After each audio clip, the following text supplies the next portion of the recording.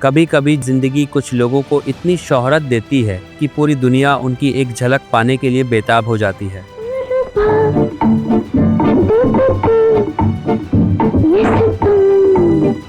लेकिन फिर वही जिंदगी उनसे उनकी सबसे प्यारी खुशियां भी छीन लेती है। ये कहानी है एक ऐसी अभिनेत्री की जिसकी मुस्कुराहट पर लाखों दिल धड़कते थे, जिसके हेयर स्टाइल ने तो पूरे हिंदुस्तान का फैशन ही बदल दिया था।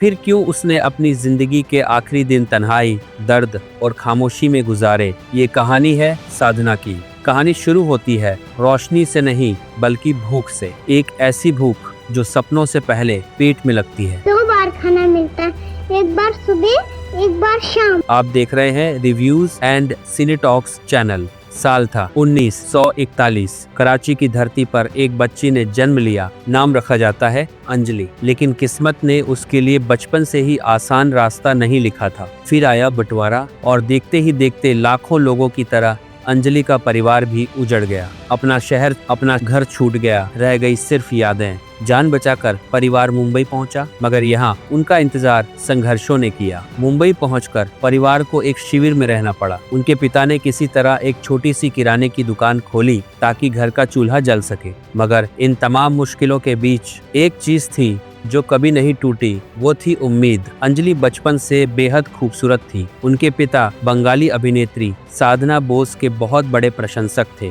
और शायद उसी मोहब्बत में उन्होंने अपनी बेटी का नाम बदल दिया और अंजलि अब साधना बन चुकी थी। किसे पता था कि यही छोटी सी बच्ची एक दिन पूरे हिंदुस्तान की धड़कन बन जाएगी। मुश्किल हालात के बावजूद साधना के माता पिता ने उनकी पढ़ाई कभी नहीं रुकने दी। उन्होंने जय हिंद कॉलेज में दाखिला लिया। कॉलेज के दिनों में वो सिर्फ खूबसूरत ही नहीं, बेहद होशियार और कला के प्रति जुनूनी भी थी।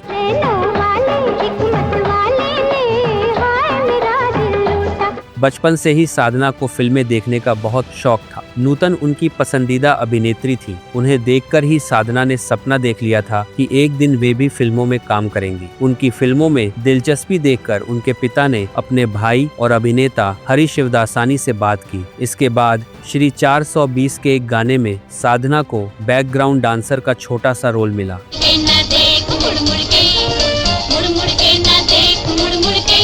यही उनकी मुलाकात राज कपूर से हुई। कॉलेज की पढ़ाई के साथ साधना ने टाइपिस्ट की नौकरी भी की ताकि परिवार की मदद कर सके।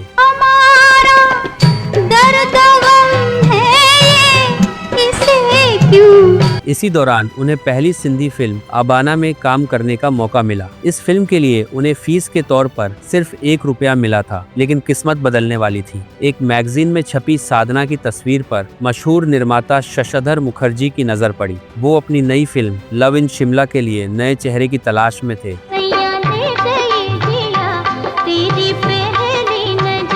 जैसे ही उन्होंने साधना को देखा, उन्हें लगा यही है वो चेहरा। साधना को स्टूडियो बुलाया गया और फिल्म साइन हो गई। लेकिन एक समस्या थी। डायरेक्टर को लगता था कि साधना का माथा थोड़ा बड़ा है। कई हेयर स्टाइल ट्राई किए गए, लेकिन बात नहीं बनी। फिर हॉलीवुड अभिनेत्री ऑड्रे हेपबर्न से प्रेरित होकर उन्हें फ्रिंज कट दिया गया और बस यहीं से जन्म हुआ साधना कट का। फिल्म रिलीज हुई और पूरे हिंदुस्तान में सिर्फ एक नाम गूंज रहा था, साधना। नहीं आऊंगा, नहीं घूमूंगा, नहीं मानूंगा। उनकी जुल्फे, उनकी आंखें, उनकी मुस्कान, सब कुछ फैशन बन चुका था। लड़कियां उनके जैसे बाल कटवाने लगी, वैसा काजल लगाने लगी, वैसे कपड़े पहनने लगी। उस दौर में अगर किसी लड़की ने फ्रिंज कट करवाया तो लोग कहते, अरे ये तो साधना कट है। फिर आइए एक के बाद एक सुपरहिट फिल्में। हम दोनों, अभी ना जाओ छोड़कर के दिल अभी भरा नहीं, असली नकली।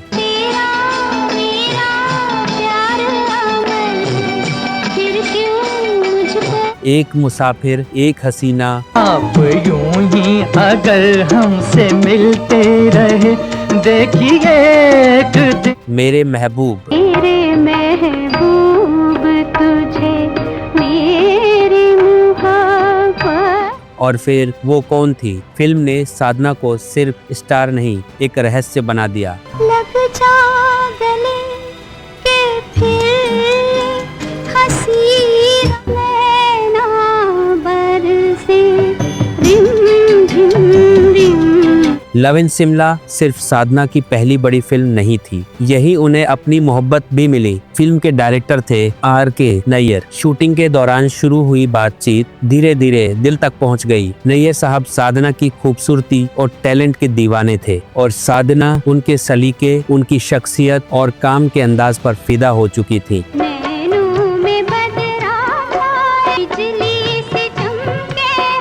लेकिन ये रास्ता आसान नहीं था। साधना के परिवार को ये रिश्ता मंजूर नहीं था। उन्हें लगता था कि साधना अभी बहुत छोटी है और उनका करियर अभी शुरू ही हुआ है। मगर मोहब्बत जब सच्ची हो तो इंतजार भी इबादत बन जाता है। साधना ने सालों इंतजार किया और आखिरकार 66 में दोनों शादी के बंधन में बंध गए। उस दौर में ये बॉलीवुड की सबसे चर्चित शादियों में से एक थी।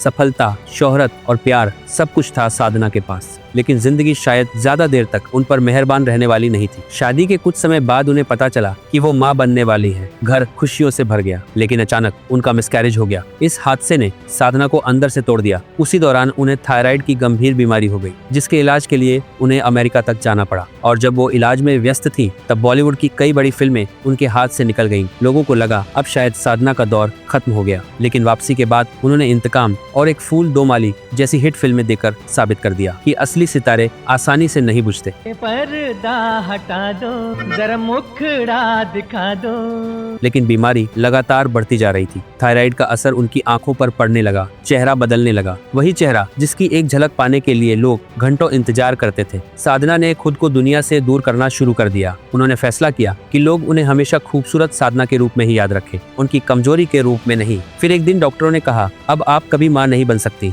ये सुनकर साधना पूरी तरह टूट गई, लेकिन उनके पति नैयर साहब हर कदम पर उनके साथ खड़े रहे। उन्होंने साधना को संभाला, उन्हें वर्ल्ड टूर पर ले गए, उन्हें खुश रखने की पूरी कोशिश की। मगर किस्मत को शायद कुछ और मंजूर था। एक दिन अस्थमा के भारी अटैक के कारण नैयर साहब इस दुनिया को छोड़कर चले गए और उनके जाने के बाद साधना बिल्कुल अकेली पड़ गई। कभी आलीशान बंगले में रहने वाली साधना अब किराए के घर में रहने लगी। आर्थिक तंगी बढ़ती गई, इलाज करवाना भी मुश्किल होने लगा। कहते हैं 65 के युद्ध में उन्होंने अपने गहने सैनिकों के लिए दान कर दिए थे, लेकिन जिंदगी के आखिरी दिनों में वही साधना मदद के लिए तरसती रही। उन्होंने खुद को दुनिया से पूरी तरह अलग कर लिया। ना पार्टियां, ना इंटरव्यू, ना कैमरे, बस तन्हाई और पुरानी यादें। जिस संगीत बिल्डिंग में साधना रहती थी, उसकी मालिक आशा भोसले थी। बाद में बिल्डिंग को लेकर कानूनी विवाद हुआ और आशा भोसले ने साधना पर मुकदमा कर दिया। बीमारी और कमजोरी की हालत में कोर्ट कचहरी के चक्कर लगाना साधना के लिए बेहद तकलीफदेह बन गया था। जब साधना गंभीर बीमारी और आर्थिक तंगी से गुजर रही थी, तब उन्होंने इंडस्ट्री के कई लोगों से आर्थिक मदद मांगी, लेकिन बहुत कम लोगों ने उनकी मदद की। इस उपेक्षा ने उन्हें और ज्यादा अकेला और टूट चुका महसूस कराया। इन सब के अलावा उनकी खराब सेहत, पति की मौत, अकेलापन,